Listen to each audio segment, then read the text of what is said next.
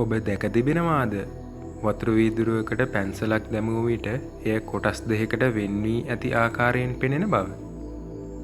ඔබ අත්විඳ තිබෙනවාද? මාළු ටැංකියක ඉහළින් බැලූ විට ඔබ සිතනවට වඩා ජලය තුල මසුන් සිටින බව.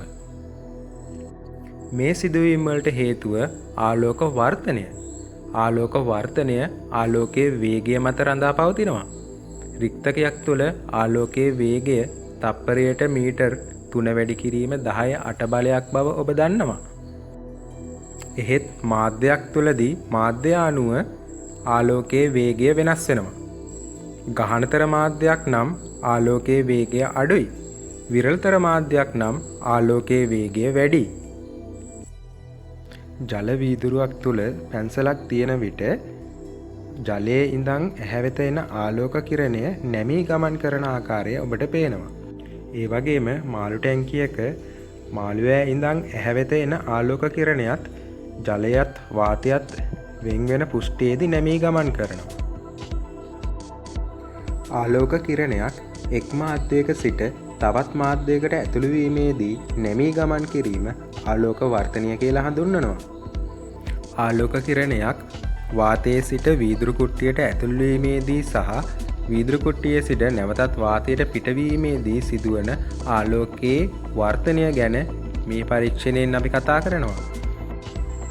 ප්‍රායෝගික පරීක්ෂණයට කලින් අපේ විද්‍යාගාරය සබ්ස්ක්‍රයිබ් කරලා ලයික් කරලා ඔබේ අදහස් පහලින් කමෙන්ට් කරන්න කියලත් මතක් කරනවා.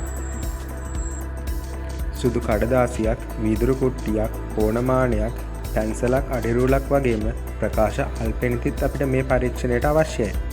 සරල පියවර කිහිපයකින් අපි පරීක්ෂණය සිදු කරමු. මුලින්ම පළමු පියවර විදියට සුදු කඩදාසියක් පුවරුව මත තබා ගන්නවා.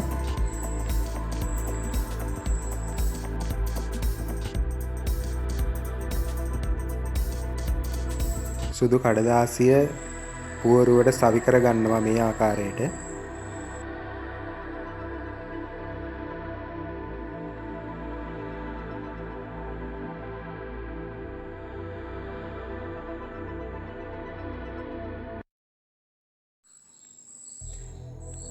දෙවෙනි පියවර වීදුරු කුට්ටිය සුදු කඩදාසිය මැදින් තියලා පැන්සලකින් වටේ දාරය සටහන් කරගන්නවා සුදු කඩදාසිය මත.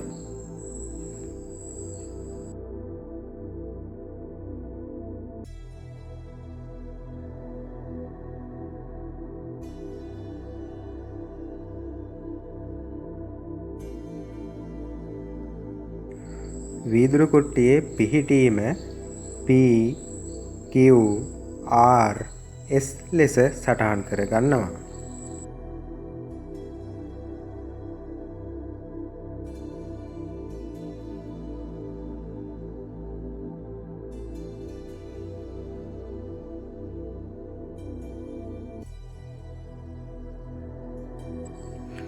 තුන්වෙනි පියවර විදිහට PQ මුහුණතට මදක් ඈතින් ප්‍රකාශ අල්පෙනිත්තක් පිහිටවනවා මේ ආකාරයට. ඒ අල්පෙනිත්ත අපි A ලෙස නම් කරගන්නවා.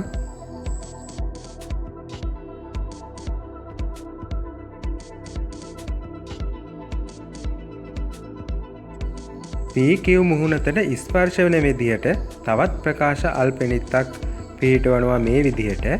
ඒ අල්පෙනිත්ත B ලෙස නම් කරගන්නවා.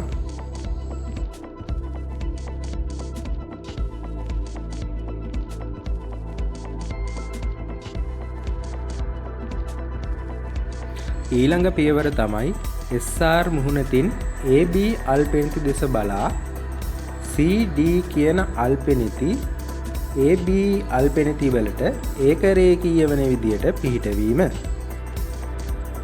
මේ ආකාරයට SR මුහුණතින් AB අල්පෙනිති ඒකරේඛීය වන ආකාරයට නිරීක්ෂණය කරලා SR මුහුණතට ස්පර්ශ වන ආකාරයට C අල්පෙනිත්ත පිහිටවනවා.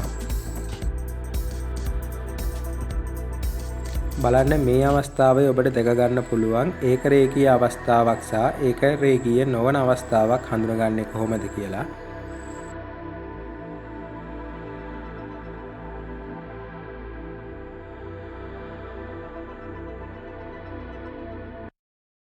C ලෙස නම් කරගන්නවා.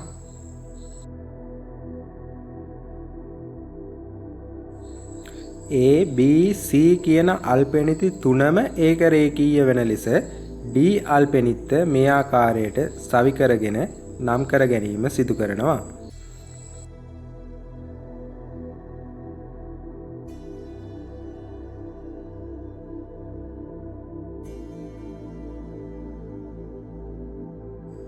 ඔබට මොකද හිතෙන්නේ?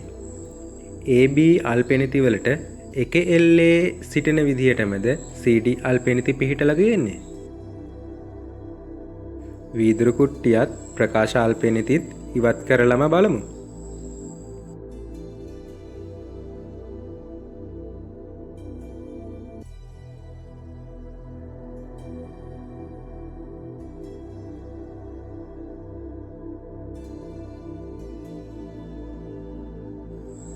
ප්‍රකාශ අල්පෙනිති පිහිටවපු තැන් හොඳින් පෙනෙන ආකාරයට සලකුණු කරගමු.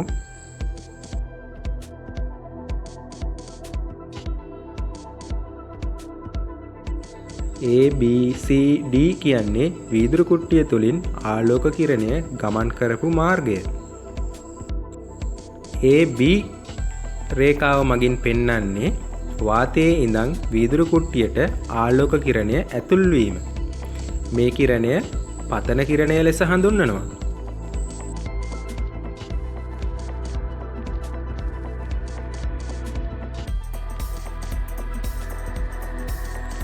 CD කියන්නේ වීදුරු කුට්ටියේ සිට නැවතත් ආලෝක කිරණය වාතයට ගමන් කරන ආකාරය දක්වන රේඛාව. මේ කිරණය නිර්ගත කිරණය ලෙස හඳුන්වනවා.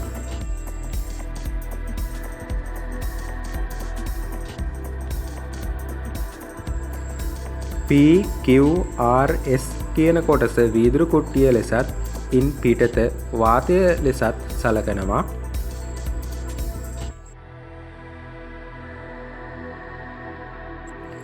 හොඳින් බලන්න AB කිරණය ඇතුල් වූ මාර්ගයේම ගමන් කළා නම් මෙන්න මේ ආකාරයටයි ගමන් කළ යුත්තේ.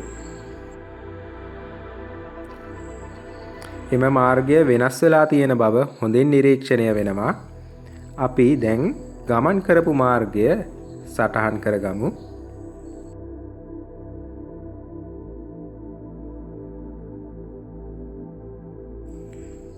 B ස්ථානය පතන ලක්ෂය ලෙස හඳුන්වනවා. පතන ලක්ෂයේදී වීදුරු පෘෂ්ඨයට නිසියාකාරව අභිලම්බය ඇඳ ගන්නවා.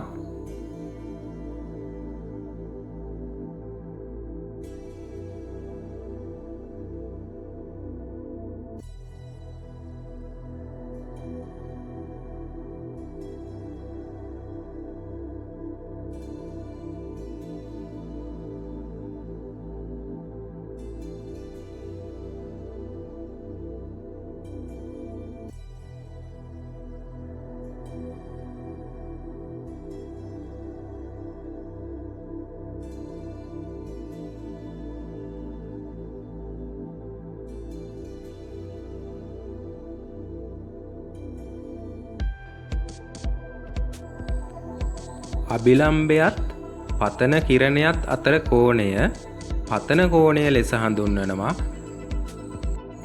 වර්තන කිරණයත් අභිලම්බයත් අතර කෝණය වර්තන කෝණය ලෙස හඳුන්වනවා. C ලක්ෂයේදී SR පෘෂ්ඨයට අභිලම්බය සටහන් කරගන්නවා මේ ආකාරයට.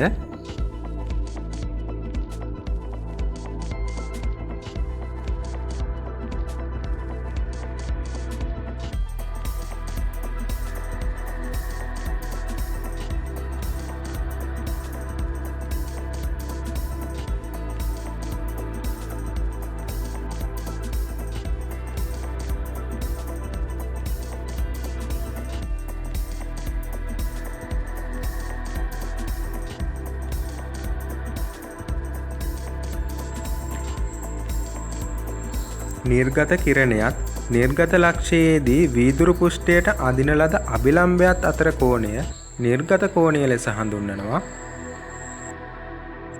B ලක්ෂයෙන් ආලෝක කිරණය වීදුරු කුට්ටියට ඇතුල් වීමේදී අභිලම්බය දෙසට නැමී ගමන් කරනවා. නැවතත් සීලක්ෂයේදී ආලෝක කිරණය වාතයට ගමන් කිරීමේදී අභිලම්භයෙන් ඉවතට නැමී ගමන් කරනවා. මේ අනුව අපිට නිගමනය කරන්න පුළුවන් ගහනතර මාධ්‍යයක සිට විරලතර මාධ්‍යයකට ආලෝකය වර්ධනය වීමේදී අභිලම්භයෙන් ඉවතට නැමී ගමන් කරන බවත්, විරලතර මාධ්‍යයක සිට ගහනතර මාධ්‍යයකට ආලෝකය වර්ධනය වීමේදී අභිලම්භය දෙසට නැමී ගමන් කරන බවත්. ඔන්න ඔය කරුණු ටික පදනම් කරගෙන වර්තන නියම දෙකක් හඳුන්වලා දීලා තියෙනවා. ඒකෙන් පළවෙනි නියමය තමයි පතන කිරණයත් වර්තන කිරණයත් සහ පතන ලක්ෂයේදී පුෂ්ඨයට ඇති අභිලම්භයත් එකම තලයක පිහිටන බව. දෙවන නියමය විදියට කියලා තියෙන්නේ ආලෝක කිරණයක් එක් මාධ්‍යයක සිට තවත් මාධ්‍යයකට වර්ධනය වීමේදී පතන කෝණයේ සයිනයත් වර්තන කෝණයේ සයිනයත් අතර අනුපාතය එම මාධ්‍ය දෙක මත රඳා පවතින බව. මේ දෙවන නියමය ස්නෙල්ගේ නියමය ලෙසත් හඳුන්වනවා. ආලෝක වර්ධනයට අදාළ සරල පරීක්ෂණයක් තමයි අපේ විද්‍යාගාරයෙන් අද අපි ගෙනාවේ 6, 7, 8, 9, 10, 11 ශ්‍රේණිවල ප්‍රායෝගික පරීක්ෂණ හා එකතු වෙන්න අපේ විද්‍යාගාරය සබ්ස්ක්‍රයිබ් කරලා තියාගන්න.